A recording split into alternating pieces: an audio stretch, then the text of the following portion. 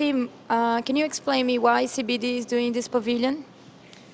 Yes, here at Rio+20, we have to change from being a think tank to only think about sustainable solutions to becoming a do tank, where we do things on the ground. And the pavilion is where we discuss these solutions and how to translate the global commitments into action. That's why we organize the pavilion, which brings together over 30 partners and the 3 Rio conventions, a global environment facility, and why we've raised a lot of money from our donors to put this into place. And we're reaching out through these interviews, through the ENB coverage to a wide global audience. What were the main issues discussed at the pavilion?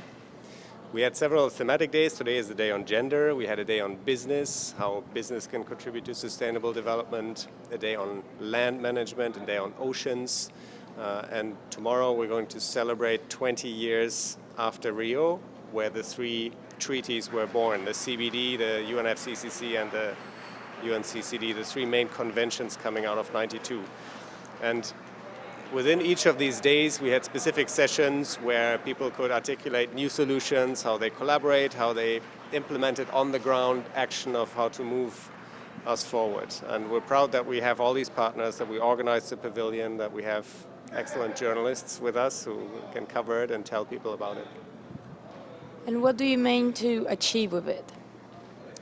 What we hope to achieve, they say there are over 30,000 people here in Rio for Rio+20, but there are more than 500 million people, or even more perhaps, out there who are interested in these issues, especially young people who want to save the planet, who want to do something for the future, but want to find out what exactly can we do, what do we need to do, what will it cost, what are the changes that we need to implement. And we hope to reach out to the people who are not in Rio, who are not at Rio+20, of course, in addition to the audience we have here, and really push these solutions out into all these sectors and all these fields, all these organizations that are working now on sustainable development. Is the pavilion part of the official program of the Rio+20? Unfortunately not. We tried that with the organizers, but it was not possible to make it an official part of the agenda, which we regret, because we think that the 3 conventions were born in Rio 20 years ago, and it should have been a part of taking stock of what we now need to do to translate sustainable development into action. But we've been working very well with the government of Brazil, who puts a lot of emphasis on these activities, and on the pavilion is our main sponsor, actually. So through Brazil, we have very good contacts with the UN organizations that organize the main conference. Do you think because it's not official, it can be an advantage, because you don't have to talk about the diplomatic issues, you can really do it and not just talk?